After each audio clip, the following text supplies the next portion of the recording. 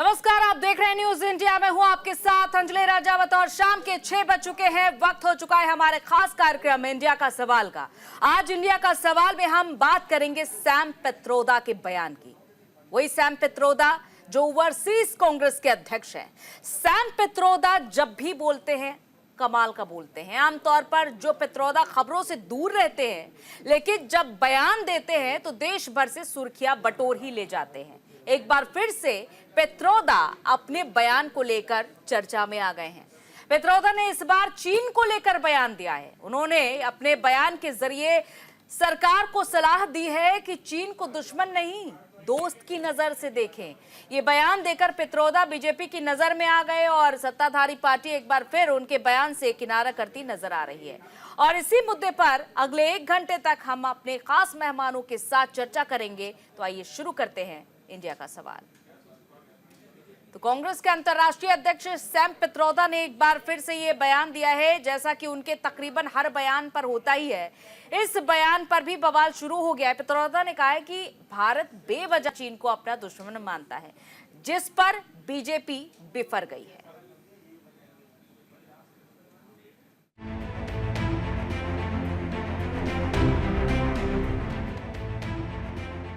Sam Pitroda जब भी बोलते हैं कमाल बोलते हैं। पित्रोदा बोले और उनके बयान पर सियासी बवाल ना हो, ऐसा कम ही होता है।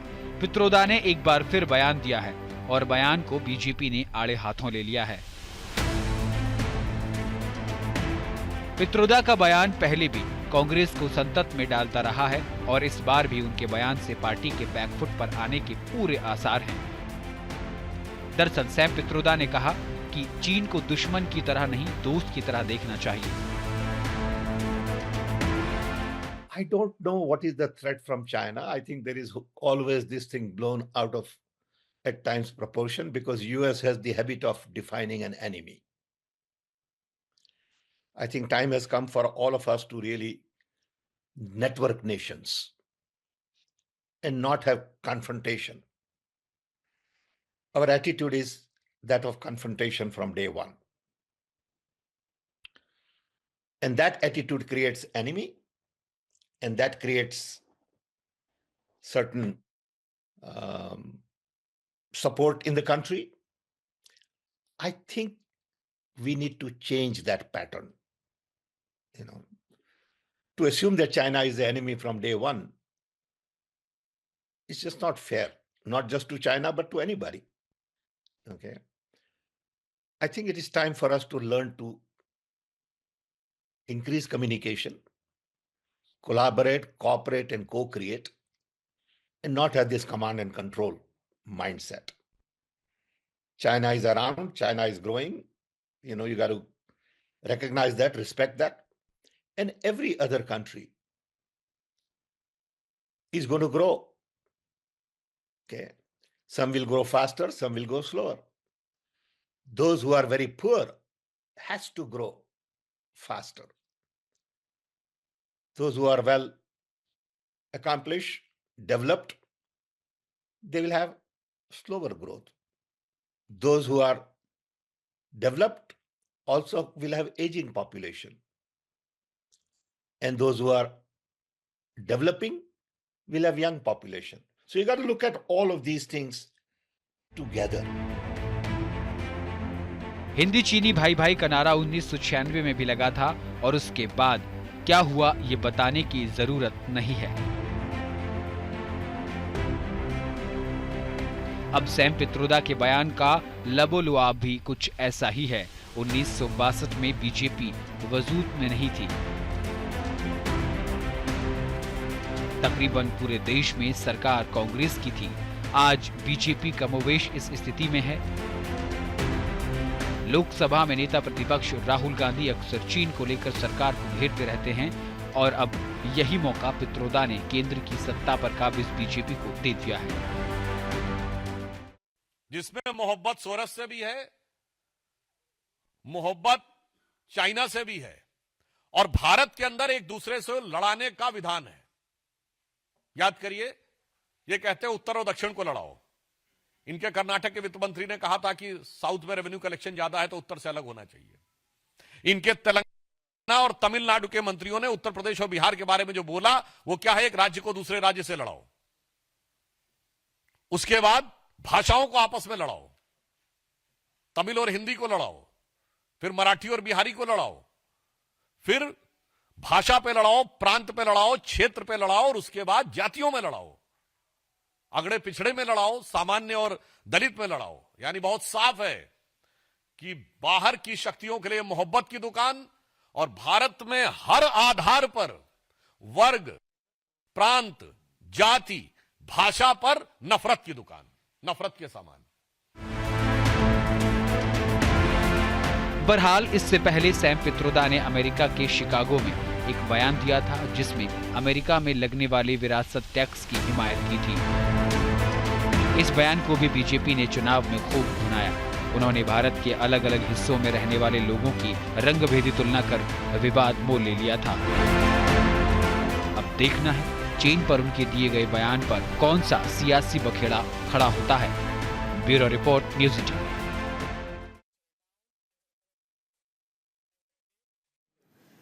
तो चलिए हम अपने मेहमानों का रुख कर लेते हैं, चर्चा की शुरुआत करते हैं। हमारे साथ बीजेपी नेता आर.के. मिश्रा जी इस वक्त जुड़े हुए हैं और कांग्रेस नेता मुन्ना खान जी हमारे साथ जुड़े हुए हैं, और मेहमानों का हम रुख करेंगे जो कि हमारे साथ कुछ ही देर में जुड़ेंगे।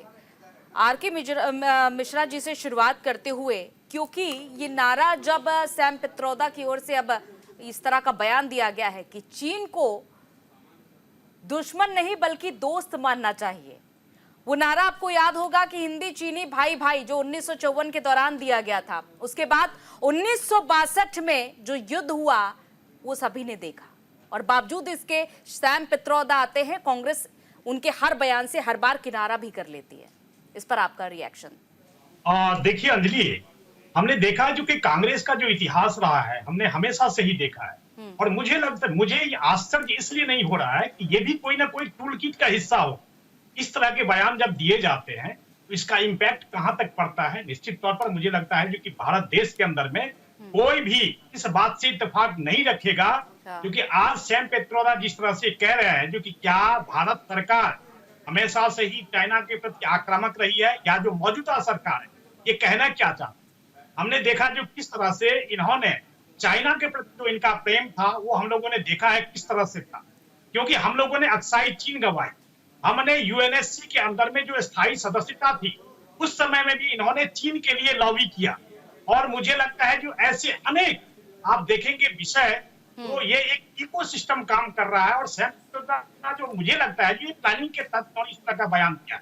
और इस बयान का क्या अर्थ है, हमने देखा जिस तरह से हमारे सैनिक वहां पर सीमा के ऊपर में डर रहे थे, उस समय में ये चाइना के राजदूत से जाकर के हाथ मिला रहे, मतलब बहुत ऐसी चीज हमने देखा है जो कि पूर्व के इतिहास में चाइना के प्रति इनका प्रेम, पाकिस्तान के प्रति इनका प्रेम जग जाहिर है, और ये जो बयान दिया है क्या है बिल्कुल प्लानिंग के तहत किया गया है, और इसका मुझे लगता है बहुत ज्यादा इम्पैक्ट कांग्रेस का नुकसान ही हुआ है। मैं नहीं कहता हूं कि कांग्रेस को बहुत बड़ा फायदा हुआ है, कांग्रेस को नुकसान ही हुआ है। कांग्रेस ऐसे समय में जब इस साल से कैलाश मानसरोवर की यात्रा शुरू होने वाली है मुन्ना खान जी, ऐसे समय में सैम पित्रोदा ने इस तरह का बयान दिया है, तो कांग्रेस किनारा क्यों कर रही है? क्या ये कांग्रेस की कोई नई विदेश नीति है? क्योंकि बार बार सैम पित्रोदा बयान देते हैं, पहले आप किनारा कर लेते हैं, फिर उनको पार्टी भी ज्वाइन करवा ली जाती है। जिस तरीके से देखिए अपनी संपत्ति 55% संपत्ति देने को उन्होंने कहा था, आपने पहले निकाल दिया, फिर उसके बाद जैसे ही चुनाव के नतीजा है आपने वापस ले लिया। तो क्या ये कोई नई विदेश नीति है कांग्रेस की? देखिए अंजलि जी, सैम पित्रोदा का व्यक्तिगत बयान हो सकता है, नहीं ये बार बार व्यक्तिगत बयान कैसे हो जाते हैं? फिर पहले पार्टी किनारा कर लेती है, फिर उसके बाद वापस से जोड़ लेती है, ये नहीं समझ में आया आज तक कि व्यक्तिगत बयान कैसे हो जाते हैं सारे।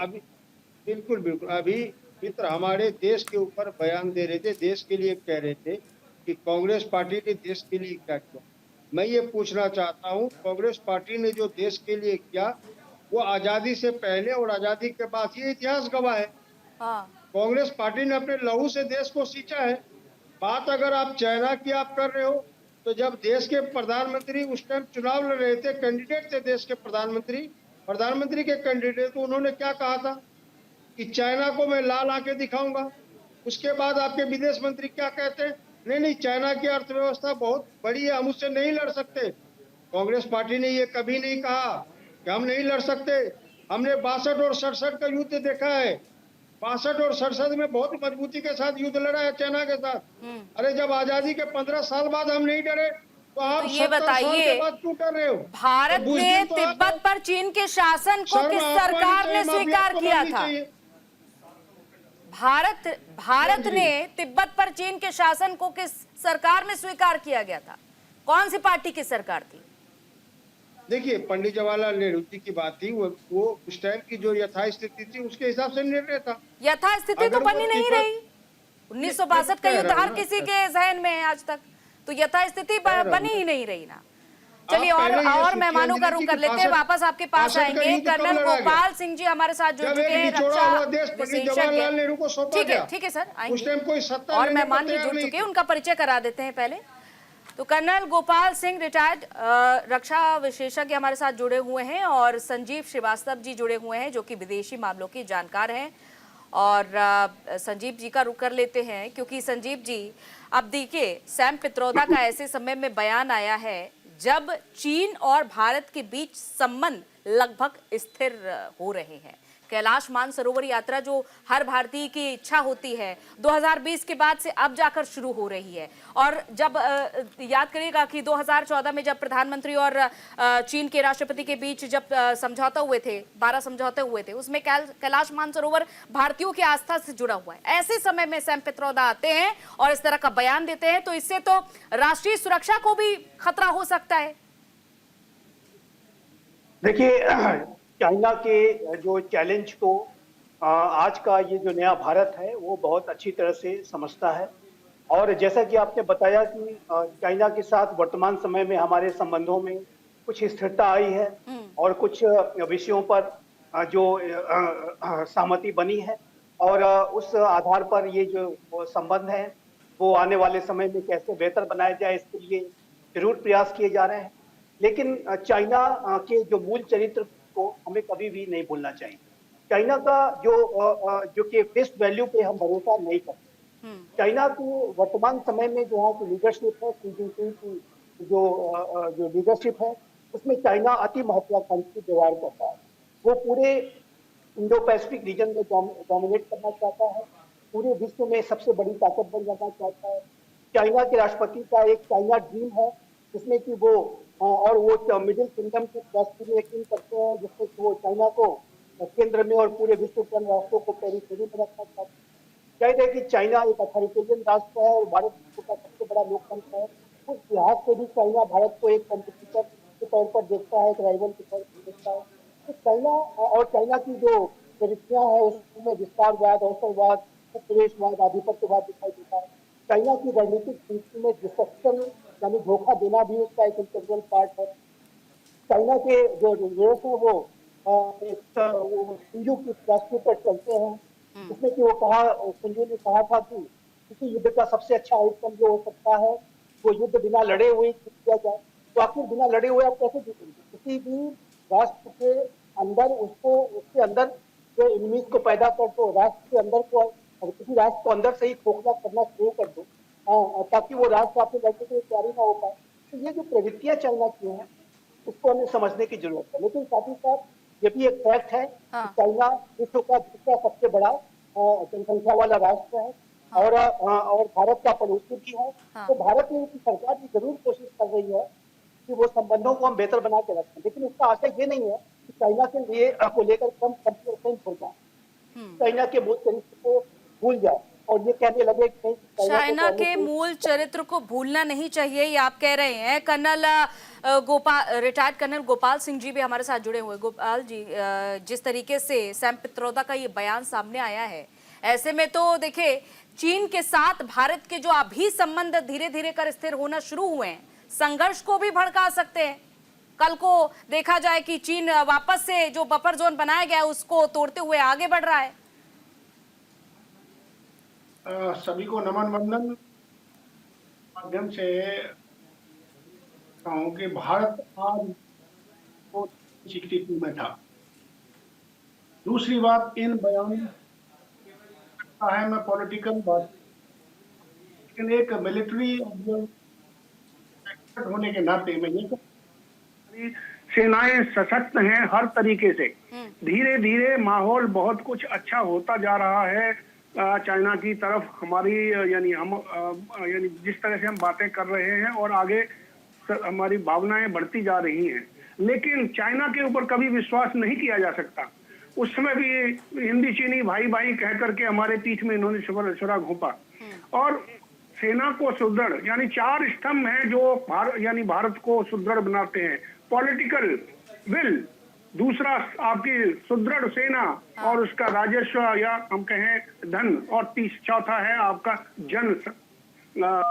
तो ये चारों मिलेंगे तभी भारत आगे बढ़ेगा। लेकिन इस तरह के बयान जो है शायद किसी चीज को भड़कावा देने के लिए हैं या किस लिए है ये मैं नहीं कहूंगा, लेकिन हाँ कहीं हद तक ये हमें शायद नहीं बोलने चाहिए ऐसी चीजें। वसुधैव कुटुंबकम की भावना लेकर के वहां भारत चला है और अभी भी है और आगे भी रहेगा। चाइना की पॉलिसी रही है एक्सपेंशन पॉलिसी, चाहे वो अक्साई चीन का समय ले लीजिए, चाहे तिब्बत का ले लीजिए, चाहे डोकलाम का ले लीजिए, चाहे नॉर्थ कोरिया का ले लीजिए, चाहे वियतनाम का ले लीजिए। और कहीं भी आप देखिएगा किसी को ये पहले पैसे दे करके और उसको हथियाने की कोशिश करता है। ओपीईसी के लिए ले लीजिए, सिक्किम वैली की बात कर लीजिए। तो चाइना के ऊपर विश्वास नहीं किया जा सकता। आज भारत में सारी चीजें बन करके खुद अपनी तैयार हो रही है। पहले भारत उसका चाइना का मार्केट हमारे यहाँ बहुत ज्यादा था, अब भी हमारा भी एक्सपोर्ट उनके तकरीबन बराबर हो रहा है। अब देखिए तेजस विमान बन रहे हैं हमारे, मिसाइल बन रही है हमारे, पिनाका रॉकेट जो जर्मनी से हम खरीदते थे चीज आज हम उनको बेच रहे हैं। एयरबस बनने के लिए तैयार है, हमारे शिप्स बन रहे हैं, सबमरीन बन रही हैं और 21,000 करोड़ का एक्सपोर्ट किया है डिफेंस एक्सपर्ट का। और कहने का तात्पर्य है कि हर क्षेत्र में, और सबसे बड़ा भारत विश्व का एक पहला राष्ट्र बना जिसने साउथ पोल पर जाकर के चंद्रमा के ऊपर पहुंचा। तो ये इस तरह के बयान जो है खटास पैदा कर सकते हैं। इसके लिए हम अनुरोध करेंगे कि इस तरह की बातें ना हो तो ही अच्छा है।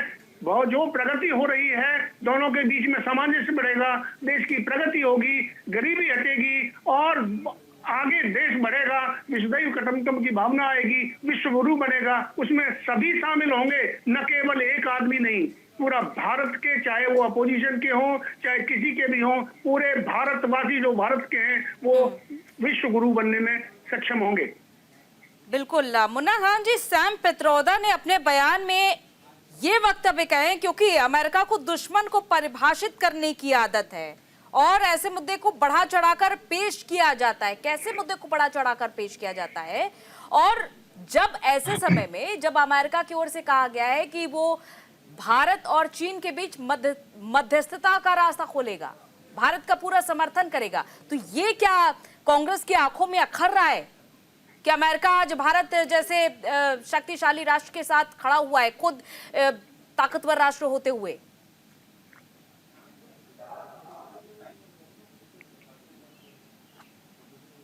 मुन्ना खान जी, आपसे सवाल है। मुन्ना खान जी तक शायद मेरी आवाज पहुंच नहीं पा रही है। मुन्ना खान जी का हम वापस से रुक करेंगे, लेकिन आर.के. मिश्रा जी, जिस तरीके का ये बयान सामने आया है, क्योंकि इसे जॉर्ज सोरोस कनेक्शन से जोड़कर बीजेपी क्यों देख रही है? क्यों हर बार जॉर्ज सोरोस का भी नाम आ जाता है सामने? अंजलि जी, मैं एक चीज जरूर यहाँ पर कहना चाहूंगा कि कांग्रेस की हमेशा से ही नियत रही है जो कि इस सरकार को कैसे स्थिर किया। और इसका मैं उदाहरण आपको देना चाहता हूं, क्योंकि खास करके ये बयान जो है वो तो किस संदर्भ में दिया गया है और मुझे लगता है कि इस तरह के बयान नहीं देने चाहिए। यहीं पर बांग्लादेश में आप देखेंगे कि जब हिंदुओं के ऊपर में अत्याचार हो रहा है उस समय में सैम पित्रोदा के बयान जाते कहां? मुझे तो नहीं लगता जो सैम पित्रोदा ने एक भी बयान दिया होगा या कांग्रेस का कोई नेता बयान दिया होगा कि बांग्लादेश में हिंदुओं के ऊपर में इतने अत्याचार हो रहे हैं। लेकिन चाइना प्रेम हम देख रहे हैं ये लगातार।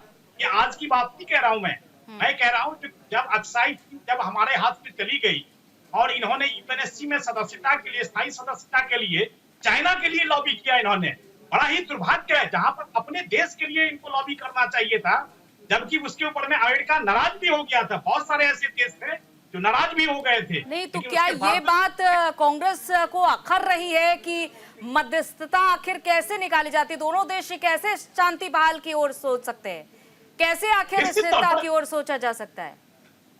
अंजलि जी, मैं वही चीज कहना चाहता हूं, क्योंकि इस सरकार को अस्थिर करने का कोई भी ऐसा प्रयास नहीं है जो कांग्रेस द्वारा नहीं किया जा रहा। और अरे अरे आप बयान कीजिए ना, जब बांग्लादेश में हिंदुओं के ऊपर में अत्याचार हो रहा है, आपका एक भी बयान नहीं आता। आप क्यों नहीं बयान देते उस समय में? तो फिर इसका मतलब ये है जो कि आपके दिल में कहीं ना कहीं ऐसा ठीक बसा हुआ है हाँ। क्योंकि इस सरकार को कैसे इसको गिराया जाए, इस सरकार को कहीं ना कहीं सक्सेस नहीं होने दिया जाए। जो कभी कोई जैसे चाइना के साथ अगर संबंध हमारे अच्छे हो रहे हैं, और मुन्ना खान जी, आपसे सवाल यह है कि जितने भी विवादित बयान होते हैं सैम पित्रोदा के, वो व्यक्तिगत कैसे हो जाते हैं कांग्रेस के लिए? क्या वो आपसे अलग हैं? बिल्कुल, बहुत ही बढ़िया सवाल है आपका अंजलि जी। मैं अपने बीजेपी के जो प्रवक्ता है उनका जवाब देना चाहूंगा। अभी कह रहे थे कि मध्यस्थता में रुकावट है, कांग्रेस पार्टी रुकावट कर रही है। मैं ये पूछना चाहता हूँ, पूरे बॉर्डर के एरिया जमीन थी वो चाइना दाब रही है। विपक्ष ने आवाज उठाया, चाइना को मुंह पर जवाब देना चाहिए। अगर युद्ध की स्थिति है तो युद्ध करना चाहिए। तो इनके विदेश मंत्री ने क्या कहा? नहीं, उसकी इकोनॉमी बहुत बड़ी है, हम युद्ध नहीं कर सकते। तो चाइना को साहस देने का काम किसने किया?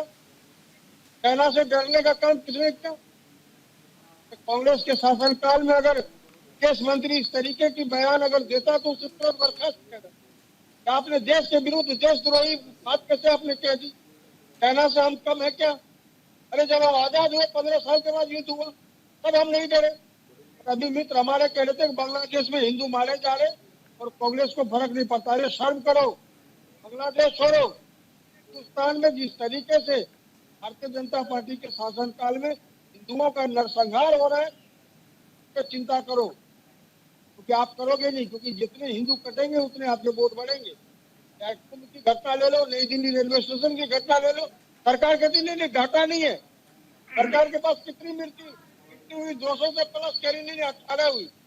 आज 3.5 लाख लोग मारे गए कुंभ में, कह रही नहीं 170 लोगों की मृत्यु हुई।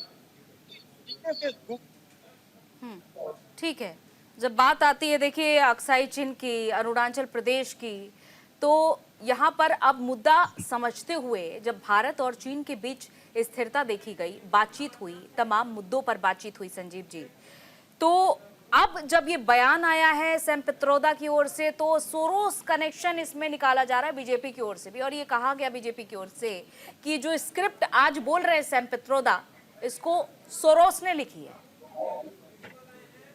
देखिए, एक बात इसमें बिल्कुल संभावना इसकी दिखाई देती है कि ये जो सोच है सैम पित्रोदा जी की, उसमें वो जो एक लेफ्ट लिबरल रेडिकल इस्लामिस्ट जो एक जो साजिश होती है उसका, और एक जो गठजोड़ होता है उसकी उसमें उसकी संभावना दिखाई देती है। और जिसको हम डीप स्टेट के नाम पर जानते हैं, वो जॉर्ज सोरोस हो। जॉर्ज सोरोस के साथ साथ अभी आपने देखा कि बाइडेन एडमिनिस्ट्रेशन के दौरान यूएस ने भारत में वोटर्स टर्न आउट कराने के लिए $21 बिलियन की जो राशि है वो खर्च करने का काम किया। और इसी तरीके से जॉर्ज सोरोस जो ओपन सोसाइटी फाउंडेशन है वो तरह तरीके के रिजीम चेंज की और किसी भी इलेक्शंस को प्रभावित करने की साजिशें करते रहते हैं। तो ये जो हम जिसको कहते हैं कि लेफ्ट लिबरल रेडिकल इस्लामिस्ट, कुछ ज्यादा ही प्रेम रहा है वैसे सैम पित्रोदा के पिछले बयानों की भी हम चर्चा करेंगे, लेकिन यहाँ पर एक छोटे से ब्रेक का वक्त है। रुक रहे हैं यहाँ पर एक छोटे से ब्रेक के लिए, चर्चा का दौर जारी रहेगा, जल्द लौटते हैं।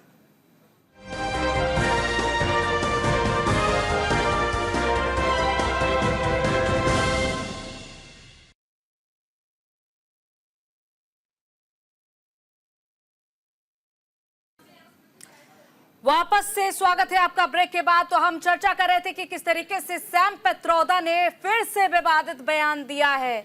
इससे पहले भी वो कई दफा विवादित बयान दे चुके हैं। वापस से अपने मेहमानों का रुख कर लेते हैं। हमारे साथ हमारे मेहमान जुड़े हुए हैं, मुन्ना खान जी का रुख करते हुए, क्योंकि मुन्ना खान जी ये कोई पहली बार नहीं है। सैम पित्रोदा का वो बयान आपको याद ही होगा जो उन्होंने भारतीयों के लिए नस्लीय टिप्पणी की थी कि पूर्व में रहने वाले चाइनीज दिखते हैं उनको और साउथ इंडिया में रहने वाले उनको दक्षिण अफ्रीकी दिखते हैं। तो इस तरह की टिप्पणी, और अब फिर उसके बाद उन्होंने ये कहा है कि चीन के साथ दुश्मनी नहीं बल्कि दोस्ती रखनी चाहिए। चीन चारों तरफ है, चीन अपना व्यापार बढ़ा रहा है, चीनी सर्वे सर्वा है। मित्र ने कहा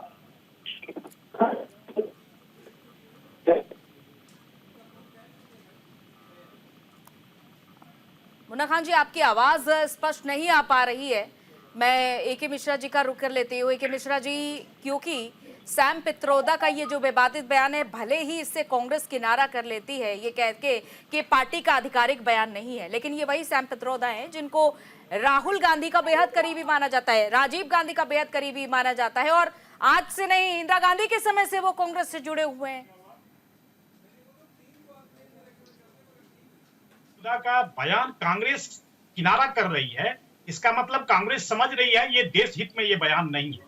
और इससे पूर्व में भी जैसे नस्लीय इन्होंने टिप्पणी करी थी, जैसे आपने अभी उसका जिक्र किया, और मुन्ना जी से आपने इस चीज का प्रश्न पूछा था, मुझे लगता है इसका जवाब इनके पास नहीं होगा, क्योंकि इन्होंने हमेशा से ही जाति, वर्ग, ओबीसी, दलित, इसी में देश को बांटने का काम किया, और इसमें कभी कभार ये सक्सेस भी हुए हैं। ऐसा नहीं है जबकि सफलता इन्होंने प्राप्त नहीं की है, सफलता भी प्राप्त की है, लेकिन ये देश समझ रहा है क्योंकि हमें वर्गों में नहीं बंटना है, हमें ओबीसी में नहीं बंटना, हमें एक होकर के रहना है। और निश्चित तौर पर ऐसे बयान देने वालों का कांग्रेस को कम से कम जवाब देना चाहिए। आप बयान से किनारा करिए, कोई दिक्कत नहीं है, लेकिन अगर आप जवाब नहीं देते हैं ऐसे व्यक्ति को जो हमेशा से ही देश को तोड़ने का काम करता है, मुझे लगता है जो इसमें आपकी भी मिली भगत, कहीं ना कहीं आप भी उस टूल किट का हिस्सा हैं।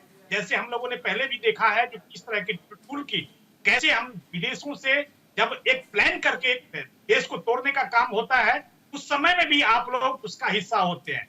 तो इस तरह के बयान नहीं दे करके देश को एक करने का काम करिए, देश को तोड़ने का काम नहीं करिए।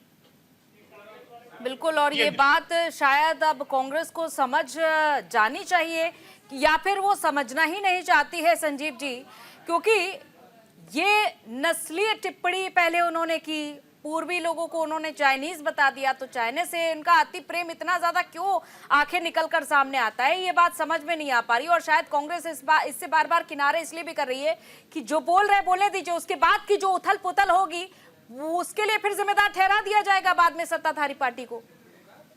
देखिए, इस तरीके के बयानों का कोई अर्थ नहीं है, इससे देश को, राष्ट्र को ही पहुंचती है। और इस तरीके के बयानों से जो है, अगर जो भी अपने आप को एक जिम्मेदार नागरिक समझते हैं, अगर बचें तो वो ज्यादा बेहतर होगा। और एक बात मैं अवश्य और भी इसमें कहना चाहता हूं, अभी मैं कांग्रेस के जो प्रवक्ता मुन्ना खान जी के बयान को सुन रहा था, और उसमें उन्होंने चाइना के संदर्भ में और वर्तमान सरकार के अप्रोच के संदर्भ में कुछ बातें कही, और उन्होंने ये कहा कि ये जो आज के समय में डरने इत्यादि की उन्होंने बातें कही, जो कि पूरी तरीके से गलत है। आज की जो सरकार है, आज का जो ये नया भारत है, वो चाइना से पोजीशन ऑफ स्ट्रेंथ, शक्ति के साथ बात करता है। और ये जो पहले की सरकार का, कांग्रेस पार्टी की सरकार के समय का जो अप्रोच रहा कि हम चाइना को नाराज नहीं करना चाहते हैं, और हम बॉर्डर एरियाज का इंफ्रास्ट्रक्चर डेवलपमेंट प्रोग्राम भी ठीक तरीके से आगे नहीं बढ़ा रहे थे, तो उस समय सरकार को ऐसा लगता था कि उससे चाइना नाराज हो सकता है, इत्यादि इत्यादि। तो वो सारी जो सोच है हम सब त्याग चुके हैं, और चाइना आपको मुंहतोड़ जवाब दिया जा रहा है, चाहे वो 2017 का डोकलाम का विषय रहा हो, चाहे वो गलवान का विषय रहा हो, या अभी आप देखिए तो चाइना यदि आज फिर से एक बार झुकने पर मजबूर हुआ है, तो ये इसी वजह से मजबूर हुआ है क्योंकि आज की सरकार ने ताकत दिखाई है, शक्ति दिखाई है, उसके सामने उसको डील किया गया है। और आज के समय में, आज का जो नया भारत है, वो लगातार अपनी मिलिट्री के डिप्लॉयमेंट्स को, मिलिट्री की पावर को तो आगे बढ़ा ही रहा है, साथ ही साथ बॉर्डर एरियाज का इंफ्रास्ट्रक्चर डेवलपमेंट प्रोग्राम भी टाइम बाउंड मैनर में तेज गति से बढ़ रहा है। इंटरनेशनल कोलैबोरेशन, चाहे वो क्वाड का इनिशिएटिव हो, अन्य इनिशिएटिव हो, वो लगातार गहरे हो रहे हैं और आज चाइना भारत से काफी दबाव में दिखाई देता है।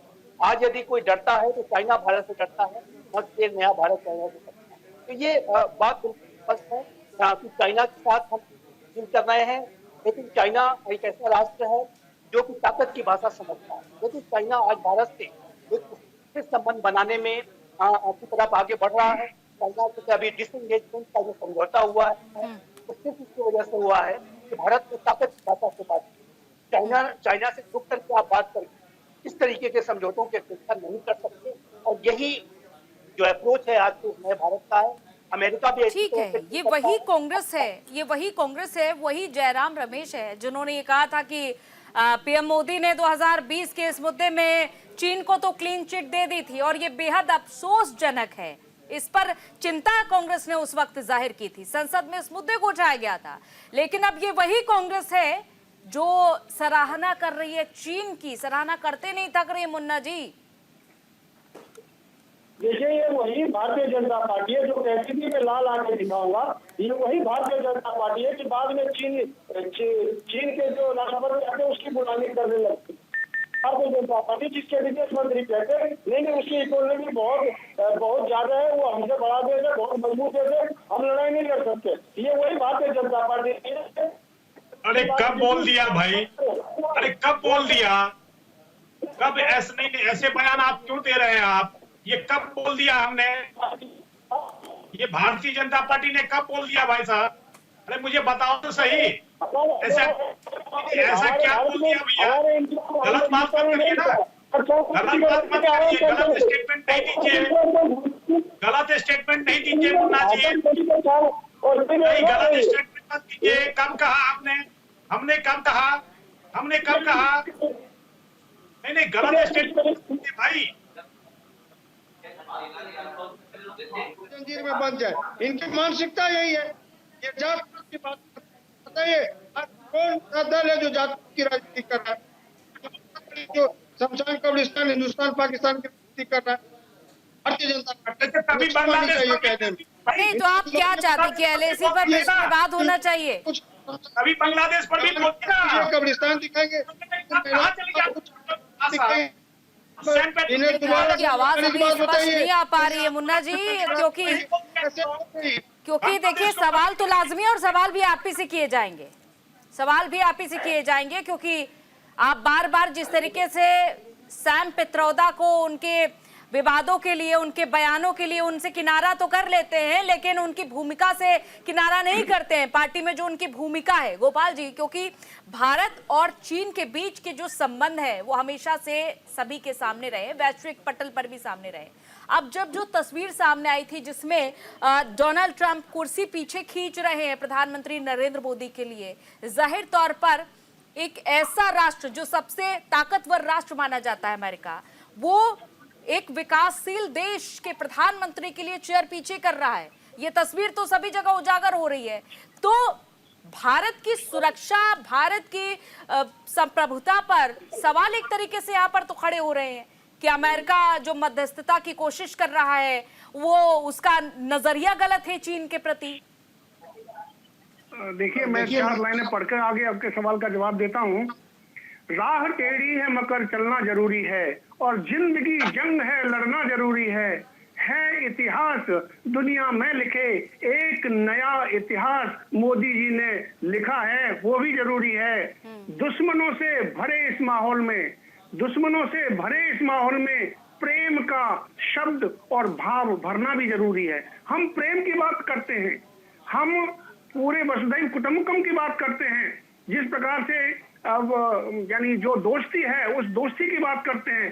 ट्रंप की और मोदी जी की या भारत की और अमेरिका की आज दोस्ती उस प्रखर स्थिति में है और आगे देखिए इस बात की चर्चा गोपाल जी, इस बात की चर्चा पाकिस्तान तक हुई थी, पाकिस्तान तक वो तस्वीर काफी ज्यादा वायरल हुई थी कि आज भारत जिस मुकाम पर खड़ा हुआ है कि अमेरिका के राष्ट्रपति उनके लिए चेयर पीछे कर रहे हैं, ये बेहद सम्मानजनक स्थिति है और आज भारत उस स्थिति में पहुंच चुका है कि दुश्मन देशों के लिए बहुत बड़ा मैसेज जा रहा है। न केवल कुर्सी खींचने की बात, आप देखिए जहां पर भी यूएस अपना रशिया और यूक्रेन के बीच में युद्ध की बात भी चल रही है, और इजराइल की युद्ध की बात है, उसको भी दूर करने में या उसको खत्म करवाने में मोदी जी का बहुत बड़ा हाथ हो सकता है। इसकी भी लालसा रखे हुए है पूरा विश्व कि करेगा तो भारत ही इसको सॉल्व करवा सकता है। और रही बात लड़ाई चीन के साथ में या पाकिस्तान या बांग्लादेश के अंदर, बांग्लादेश के ऊपर हम देखिए मोदी जी को ही कह दिया गया कि आप ही इसको हैंडल करिए, तो सिचुएशन बड़ी बहुत अच्छी है भारत के पक्ष में। मणिपुर हिंदुस्तान में, मणिपुर को रुकवाइए, देश के प्रधानमंत्री। मणिपुर की बात कहाँ से आप उठा लाए? देखिए मणिपुर की बात अभी ना करें, मेरे से मत करिए। मैं मुन्ना जी, मणिपुर कहाँ से आ गया बीच में? बीजेपी के प्रवक्ता, नॉर्थ ईस्ट के और पूर्वांचल के लोग तो आपके सैम पित्रोदा को चाइनीज लगते हैं। मैं कहूँ जो भी, यदि मैं कहूँ, आप तो उन लोगों को भारतीय मानते ही नहीं है, आप साउथ इंडियन को भारतीय नहीं मानते मुन्ना जी। जो बहुत सी चीजें हो रही है देश के अंदर वो कराई जाती हैं, और कौन कराता है ये आप सब समझते हैं।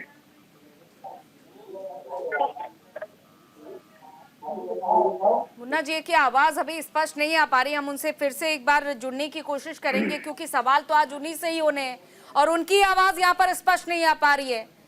अब सवाल बीजेपी से तो हम करेंगे नहीं कि सैम पित्रोदा, क्योंकि उन्हीं से है। जी कुछ कहना चाह रहे अब ए.के. मिश्रा जी? हाँ जी अंजलि जी, मैं यही चीज कहना चाहता हूं, क्योंकि आप यहाँ पर मुन्ना जी बहुत अभी मणिपुर की बात कर रहे हैं। अरे मैं मणिपुर की ही नहीं, मैं तो पूरे देश की बात कर रहा हूँ। जहां पर भी कोई समस्या है, निश्चित तौर पर जो सरकार जहां पे है उसकी जिम्मेदारी बनती है, और मैं जिम्मेदारी से तो कभी भागा ही नहीं आज। लेकिन अगर बांग्लादेश के अंदर में हिंदुओं के ऊपर में अत्याचार हो रहा है तो कांग्रेस का एक भी नेता, बांग्लादेश चाहे आप पश्चिम बंगाल में ले लें, पश्चिम बंगाल में भी अगर हिंदुओं के ऊपर में अगर कोई किसी तरह की अगर कोई अत्याचार हो रहा है, वहां पर भी कांग्रेस के नेता चुप हो जाते हैं। मुझे ये नहीं लगता कि ये सिलेक्टिव पॉलिटिक्स करते क्यों है। क्या ये सिलेक्टिव पॉलिटिक्स ही इनको कम से कम कांग्रेस को नीचे ले जाने की क्या सीढ़ी बनी है क्या? सैम पित्रोदा के बयान से आप अलग हो जाइए, कोई दिक्कत नहीं। इसलिए बयान आप अलग हो रहे हैं आप, क्योंकि आपको पता है कि ये देश के हित में नहीं है, और देश हित में जब बात नहीं होती है तो कांग्रेस हमेशा से ही उसको किनारा कर लेता है। लेकिन कांग्रेस का जो मोह है सैम पित्रोदा के प्रति वो कहीं कम नहीं होता। तो ये चीज जरूर है जो कि कांग्रेस के चरित्र के ऊपर में ये संदेहास्पद स्थिति बनी रहती है। और निश्चित तौर पर आप देखेंगे, अभी तो 2014 से ही आप देखेंगे, 2014 भी आपने देखा, 2019 भी देखा, 2024 भी देखा, और आगे पता नहीं कितने दिनों तक कांग्रेस कम से कम सत्ता और इस देश से दूर रहेगी, इसमें कहीं कोई दो मत। जवाब दीजिएगा मुन्ना जी, आप ही से सवाल कर रहे हो। देखिए मैं तो इनसे ये पूछना चाहता हूँ, ये बेशर्म लोग हैं, इनको शर्म नहीं आती। मैं इनसे पूछना चाहता हूँ, आपको शर्म आती है? ने कहा, अरे आपको सुन ले, आपके विदेश मंत्री ने कहा, आपके विदेश मंत्री ने कहा कि हम चाइना से नहीं लड़ सकते, इकोनॉमी बड़ी है, हमसे बड़ा देश।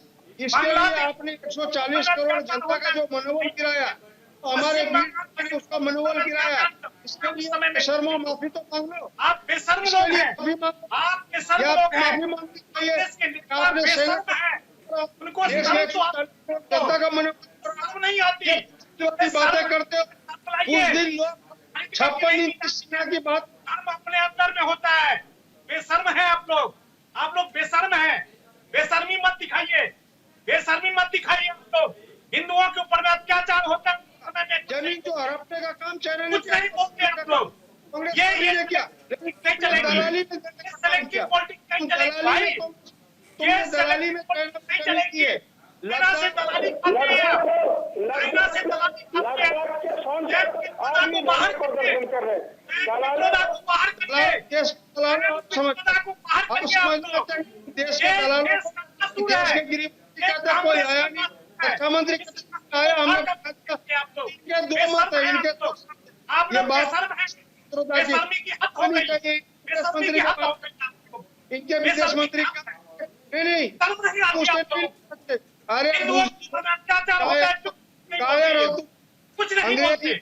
आजादी के दौरान अंग्रेजों का छीनने वाले लोग आज ये बात करते देश चाइना के लिए लॉबी कौन कर रहा था? चाइना के लिए लॉबी कौन कर दलाली रहा था? करने वाले लोग आज देश की करते हैं। शर्म आनी चाहिए। अंग्रेजों के पेंशन देते थे, जब वीर जवान युद्ध हो रहे थे, तो मतलब छीन गए। शर्म आनी चाहिए। ये देश हित करते हैं। अडानी के दलाल, पानी के दलाल। कहीं के बेशर्म है आप लोग, बेशर्म है आप, शर्म करिए आप लोग, बेशर्म कहीं के। चलिए ठीक है, एक दूसरे को इस तरीके से टोकने की बजाय अपनी अपनी कमियों, अपनी अपनी गलतियों पर जरा नजर डालनी चाहिए। मुन्ना जी, जब सवाल आपसे हो रहा है तो बेशर्म किसी और को ठहराने के यहाँ पर मेरे ख्याल से बात ही नहीं आती है। संजीव जी का रुख कर लेते हैं। संजीव जी, देखिए तवांग जितना देखिए भारत के लिए खास रहा है हमेशा से, लेकिन चीन की उस पर बुरी नजर रही है। चीन का चाहे वो कोई भी हिस्सा हो, चाहे अब देखिए जैसा कि मैंने जिक्र किया था कि 1954 में जब भारतीय और चीनी भाई भाई का नारा दिया गया था तो उस समय तिब्बत प्रशासन को भी स्वीकार कर लिया था हंसते हंसते, लेकिन हुआ क्या, पीठ में छुरा घोंप दिया गया। तवांग की भी जब बात होती है तो इस पर भी चीन की बुरी नजर है। तो फिर चीन को दुश्मन की नजर से ना देखकर फिर क्यों इस तरह की बात की जा रही है कि चीन को दुश्मन की नजर से ना देखा जाए? गलत नजरिया पेश किया जा रहा है। देखिए, चाइना को लेकर के मैं एक बार फिर से इस बात को कहूंगा, और मैं ये किसी एक शख्स का और किसी एक विचारधारा के आधार पर नहीं बल्कि बहुत स्पष्ट तरीके से कहना चाहता हूँ कि चाइना के साथ यदि आपको अपने संबंधों को बेहतर बनाए रखना है तो आपको ताकत के साथ उससे डील करना होगा, आपको पोजीशन ऑफ स्ट्रेंथ के साथ उसे डील करना होगा। चाइना के फेस वैल्यू पर भरोसा नहीं करना होगा। चाइना को लेकर के कंप्लेसेंसी नहीं दिखानी होगी कि नहीं चाइना से तो हमारा कोई प्रॉब्लम ही नहीं है, कोई खतरा नहीं है, और चाइना को हम इतना ज्यादा खतरा कैसे मान लेते हैं। इस तरीके के अगर बयान आप देंगे तो आप वही गलती करेंगे जो हिंदी चीनी भाई भाई वाली गलती नेहरू जी ने की थी। और ये जो पुरानी जो सरकारों की जो गलतियां हैं, उस गलती में आज का ये जो नया भारत है वो नहीं पड़ता है, आज की सरकार नहीं पड़ती है।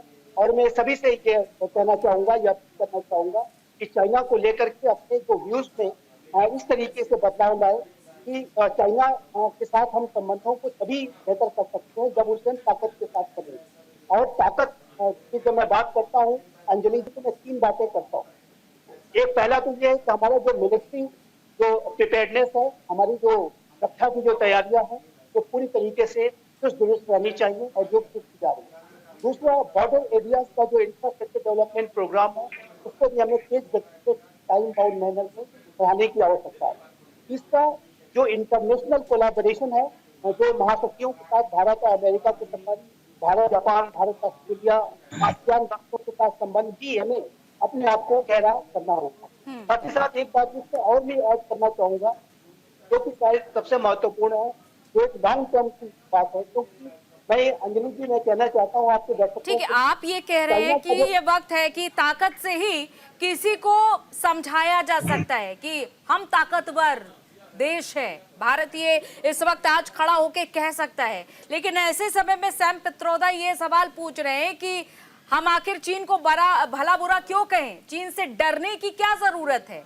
चीन को शत्रु मानने की क्या जरूरत है? वही चीन जो बार बार पीठ पे छुरा घोंपता है। नहीं, देखिए बात यही है कि जो लॉन्ग टर्म का चाइना का जो चैलेंज है वो शॉर्ट टर्म का भी है, मीडियम का भी है, लॉन्ग टर्म का चैलेंज। चाइना के राष्ट्रपति शी जिनपिंग का एक स्टेटेड गोल है कि 2049 तक वो अमेरिका को पीछे छोड़ करके विश्व की नंबर 1 शक्ति बन जाना चाहते हैं। और उनके पूरी कार्यप्रणाली में एक डिसेप्शन है, वो पूरे साउथ चाइना सी पर एकाधिकार का दावा करते हैं, जापान के शाकू आइलैंड पर एक अपना एकाधिकार का दावा करते हैं, हमारे एरियाज पर उनकी दृष्टि बनी रहती है। तो ऐसे में उनके साथ, चाइना के साथ आप पोजीशन ऑफ स्ट्रेंथ के साथ ही डील करेंगे, तभी वो बेहतर संबंध आपके साथ रखेगा। और चाइना एक ऐसा राष्ट्र है कि जो कि शक्ति के सामने वो सिर झुकाता है, लेकिन वो कमजोरियों को एक्सप्लॉइट करने से नहीं चूकता। जरा भी आप कहीं कमजोरी दिखाएंगे जो कि सैम पित्रोदा जी के बयानों में दिखाई दे रही है, तो ऐसे में चाइना आपको एक्सप्लॉइट करेगा।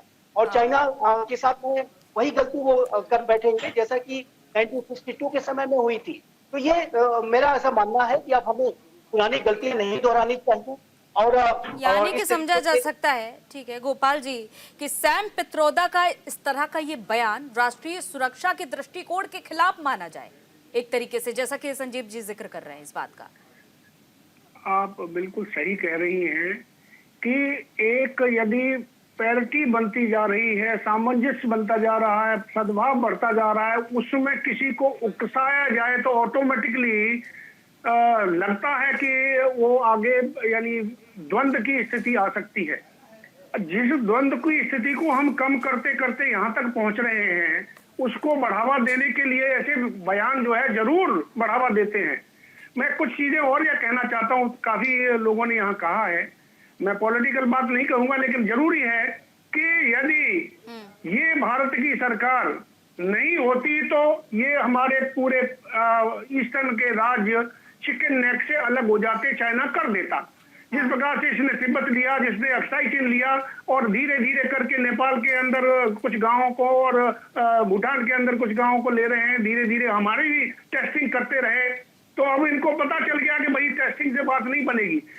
यानी इन्होंने वुहान वायरस लेकर के भेजा, यहाँ करोड़ों लोग मर सकते थे, करोड़ों त्राय हो जाती थी। धन्य हो हमारे भारत के प्रधानमंत्री जी का कि उस जल्दी से जल्दी वैक्सीन निकाली। ये इस तरह की कार्रवाई जो है वायरस पे तो अभी ठीक तरीके से खुलकर नहीं बोला जा सकता, क्योंकि वायरस को लेकर अभी कोई ऐसा प्रमाण भी सिद्ध नहीं हुआ है कि चीन ने भेजा है या फिर आया है। पूरा विश्व जानता है इसको। मैं एक और बात कहूंगा, 1962 में 13 कुमाऊं ने 124 लोगों की कंपनी ने 1300 लोग चाइनीज को मारा था, और उस वक्त एक ही परमवीर चक्र मिला कंपनी कमांडर को, जबकि सारे ही परमवीर चक्र के हकदार थे। क्यों?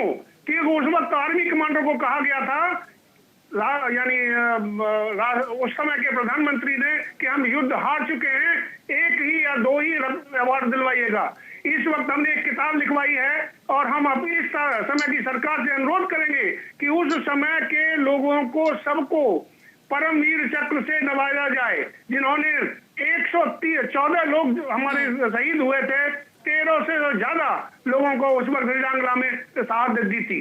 तो ये चीजें देखनी चाहिए, समझनी चाहिए कि सेना राष्ट्र के लिए है, राष्ट्र को समर्पित है, राष्ट्र के लिए हर कुछ करने के लिए तैयार है, और जब शहीद होता है तो जवान तिरंगे में लिपट सर, करके और हमारे साथ इस बीच चर्चा में जुड़ चुके हैं राजनीतिक विशेषज्ञ प्रोफेसर विपुल सुनील जी। स्वागत है सर आपका। जी विपुल जी, क्योंकि हम बात कर रहे हैं भारत चीन को लेकर, जिस तरह की टिप्पणी सैम पित्रोदा ने की है कि हमें चीन से कोई भी खतरा नहीं है, चीन हमारा शत्रु नहीं है, बल्कि हमें दोस्त मानकर चलना चाहिए, कमांड एंड कंट्रोल की स्थिति छोड़कर हमें सहयोग बढ़ाना चाहिए, व्यापार बनाना चाहिए। तो यानी कि ऐसे में तो चीन को फिर सिर का ताज बना लेना चाहिए, फिर सब कुछ चीन को सौंप देना चाहिए।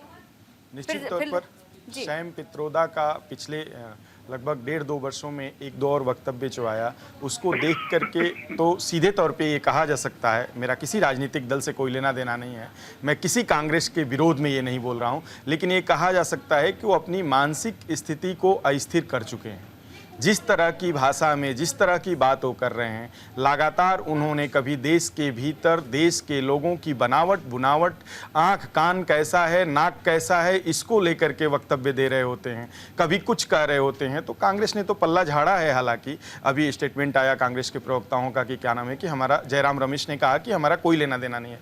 निश्चित तौर पर जितनी भर्त्सना की जाए उनके वक्तव्य की, और ठीक इस समय जब भारत चीन संबंधों में कहीं ना कहीं भारत एक मोटे तौर पर मैं कह सकता हूं कि लीड लेने की स्थिति में बन रहा था, आगे बढ़ रहा था, तब आपके भीतर से कोई व्यक्ति ये कह रहा होता है, आपके देश का कोई व्यक्ति कह रहा होता है, तो निश्चित तौर पे ये बहुत निंदनीय नहीं है, बल्कि इसे माफ नहीं किया जाना चाहिए। कांग्रेस को उनकी प्राथमिक सदस्यता से भी हटा देना चाहिए। कांग्रेस ने पिछले दिनों वक्तव्य भी दिया था, एक बार और उन्होंने विवादित बयान दिया था, तो कि उनके वक्तव्य से कांग्रेस पार्टी सहमत नहीं है। तो ये पार्टी कब तक सहमत नहीं रहेगी और वो कुछ भी उल जुलूल अनाप शनाप बोलते रहेंगे।